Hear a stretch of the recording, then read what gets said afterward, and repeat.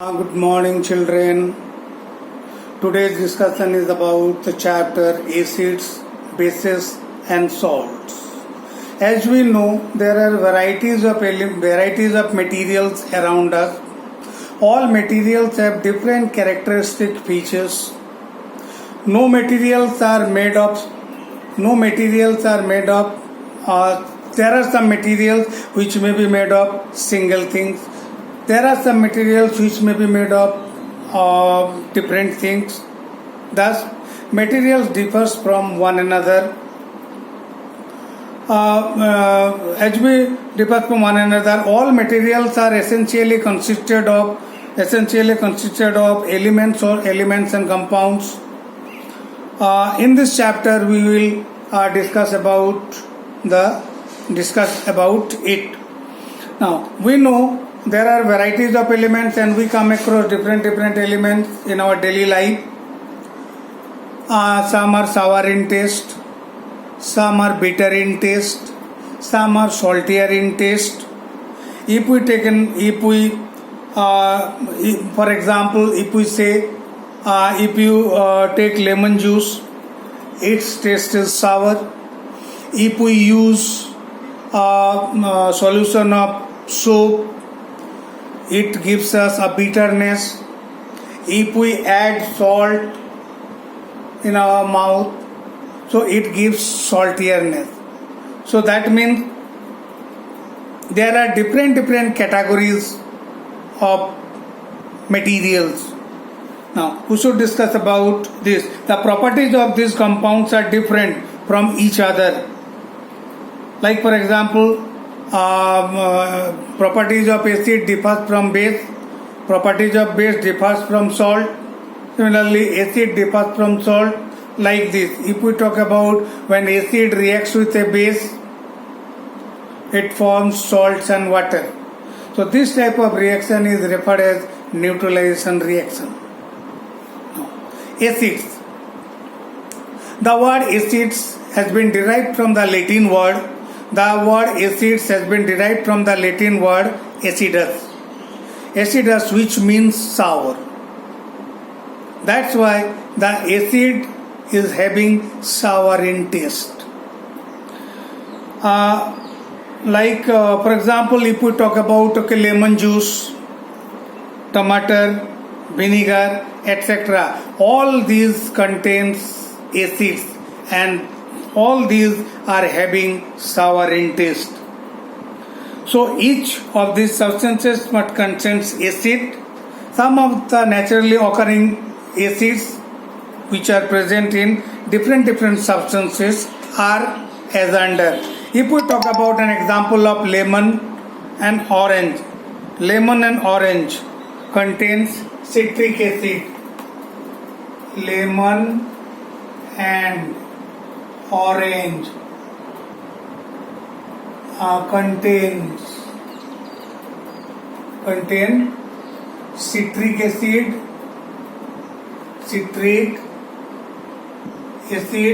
and ascorbic, which is called vitamin C. Ascorbic acid. Lemon contains this, lemon and orange. On the other hand, apple contains malic acid. Apple contains malic acid. Similarly, another thing is tamarind,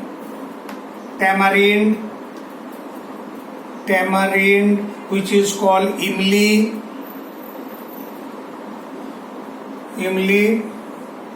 contains what acid? Tartaric acid.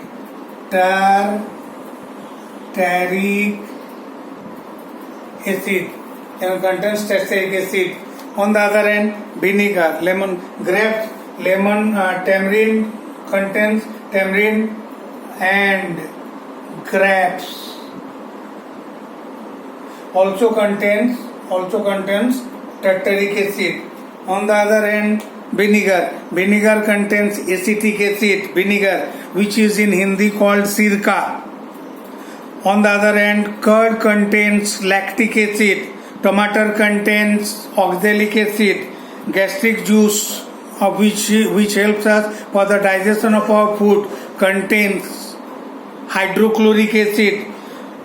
Similarly, tea contains tannic acid. Red ant or the big black ant also contains, big one, which is known as chuta, that also contains formic acid. So all these are the different substances which contain different types of acids are there. As we know, if we add water to the acid, then the solution is referred as an aqueous solution of acid. That is aqueous solution. Aqueous solution means the solutions which is being prepared by using water. That is aqueous solutions. So aqueous solutions of any acid also generally sour in taste.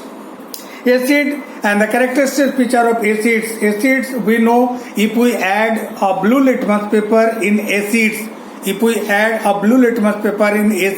so it will be turning into red. If it will be turning into red, so then we can able to say that, okay, so that particular solution contains acid. On the other hand, if we place a red litmus paper in any solution and if it will be turning into blue, red turns into blue, so that means, okay, that is a base. So this is the characteristic feature, because the litmus paper which are being used for this purpose are acted as an indicator. An indicator means which indicates the presence of an acid or the presence of a base. Similarly, now according to Liebig, who invented the definition for acid in the year 1838, according to him, acids, the definition of acids is like this. Acid is a compound which contains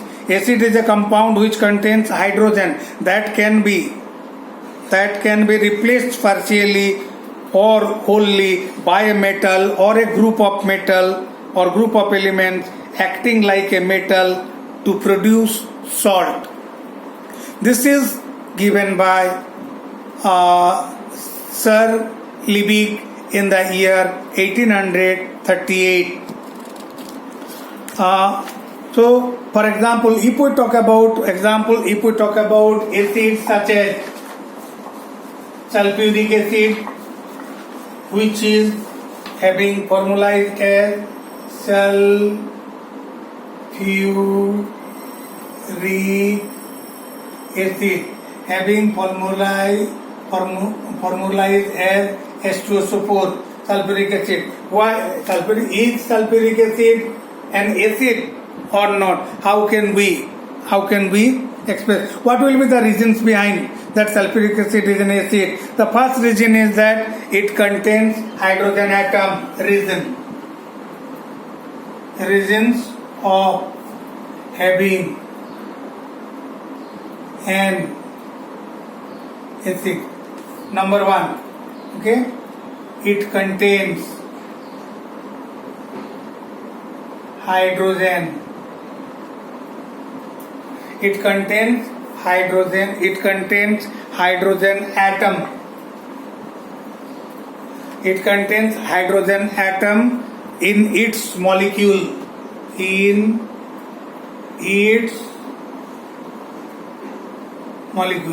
Point number two is the two hydrogen atom present in its molecule can be replaced.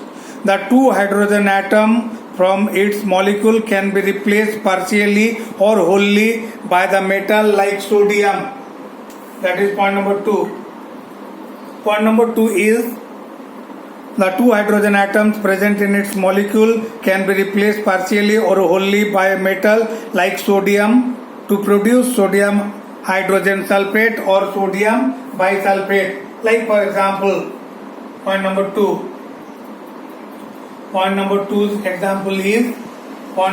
example is Okay, if we take an example H2SO4, here we have taken the metal as sodium. If we take the metal as sodium, so here minus S, so it becomes NaHSO4, which is partial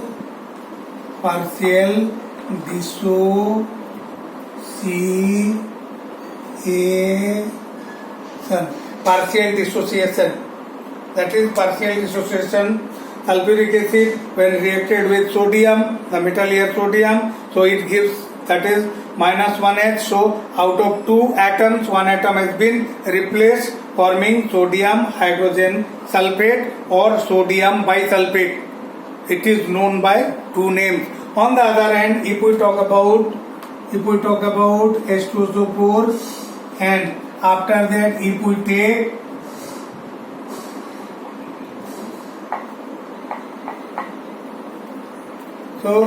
take here, so we will be noticing here that it is becomes 2H forming Na2SO4. This is called fully WHOLLY fully dissociation.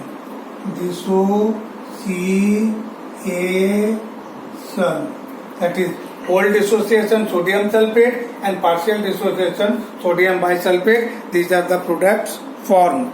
So the hydrogen atoms in sulfuric acid also can be replaced wholly by a group of atoms like ammonium NH4 plus 1 to form ammonium hydrogen sulfate or ammonium bisulfate, and when it will be replaced wholly or fully, then it will be forming sodium that is ammonium sulfate for whole dissociation, and for partial dissociation ammonium bisulfate is being formed. Now, point number 1, the acid dissolves in water to make solution. This is point number 2, and point number 3 is the acid dissolves in water to make a solution that turns blue litmus into red. This is also one characteristic feature of an acid. Similarly, all acids, it is sour in taste. Which one? Sulfuric acid. If we have the taste of sulfuric acid, we will be getting sour in taste. It also reacts vigorously with base to produce salt. Like for example, if we take an example, like we have taken sodium hydroxide, and we have added sulfuric acid to it. So in this case it is dilute. So in this case we will be getting, that is sodium sulfate plus water. So this is the example for forming when sodium hydroxide, that is base, reacts with acids such as sulfuric acid. We have taken into account here. So it forms sodium sulfate and water. Sodium sulfate here, the salt and water. So salt and water will be the byproduct. So hence the sulfuric acid is an acid. On the other hand, the hydrogen atom present in an acid that can be replaced by metal or a group of elements are called replaceable hydrogen or acidic hydrogen. According to Arrhenius, an acid is a substance which in aqueous solution dissociates to produce hydrogen ion, that is H plus ion, or which is known as hydronium ion, that is H3O. Thus we can say HCl is an acid. HCl is an acid which is in aqueous solution dissociates when we add HCl to water. So an aqueous solution is being prepared, and that aqueous solution, so when aqueous solution gives rise, that is H plus Cl, H minus, Cl minus. So this is the dissociation. This is the dissociation part. that is aqueous solution. Similarly, in case of sulfuric acid also the same thing happen. In case of sulfuric acid, the same thing happen. In case of sulfuric acid, that is HSO4, that is called bisulfate, and plus H, bisulfate plus H, and bisulfate is the negative part. This is called partial dissociation. Partial dissociation. Partial dissociation. This is partial dissociation, and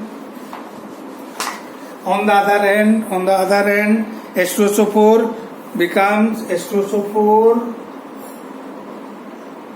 gives, that is HSO4 minus plus H plus. So this is called, that is 2H. So this is called all complete dissociation. Complete, CLETE, complete dissociation. Complete dissociation, partial dissociation. So this type of situation arises over here. So now we should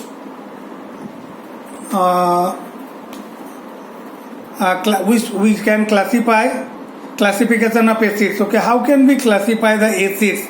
Depending upon the elements present, acids may be classified as under. One is oxyacid, that is oxoacid, and second one is hydroacid. So acids are being classified into two broad categories. Acids, two broad categories. The two broad categories are as under acids types. Here, one is hydra acid, and second one is hydra acid, and second one is oxy acid. So these are the two acids types: hydra acids, oxy acids. Now hydra acids, example of hydra acids. Example: HCl, HBr, HCN, HF, etc. Hydrogen chloride, hydrogen bromide, hydrogen cyanide, hydrofluoric. These are the examples of hydra acids. Oxy acids like sulfuric acid, sulfurous acid, nitric acid, nitrous acid. Nitrous is HNO2, etc. All these are the respective examples of oxy acids and examples of hydra acids. These are the two types, major types. Now, so acids may be classified as follows: organic and inorganic also. Organic and inorganic. All our things that we use in our daily food contains acids. These acids are organic acids because on organic acid presence of carbon should be there. Some of the common acids that are generally used in the lab are hydrochloric acid, sulfuric acid, nitric acid. These are referred as inorganic acids, also called as mineral acids. These are also mineral acids. Hydrochloric acid is also present in the gastric juice in our stomach, and this acid is present in very less amount, that is 1%. It contains this. If it will be more than that, so that means there will be chance of having acidity in our body. Otherwise, if there will be a normal situation, so digestion will be enhanced in a proper way. On the other hand, concentrated acids also, dilute acids are also there. Concentrated, dilute acids. Concentrated acid and acid solutions may be concentrated or dilute depending upon the amount of the acids present in the solution. Concentrated acid and dilute acids of acids are generally used in the labs, that is in the laboratory. Let us see what these acids are. An acid is generally used as a solution in water. When the solution contains a large amount of the acid, if any solution contains large amount of acid, so that means that is known as strong acid or concentrated acid. But if there will be less amount of acid and more amount of water, then it will be referred as a dilute acid or a weak kind of acid. So this is the general scenario for the discrimination of both the acids, which is referred as strong, which is referred as weak. That strong is known as concentrated and that weak is known as dilute. So these things happens. Now dilution of an acid, how can we make or how can a dilution of an acid will be prepared?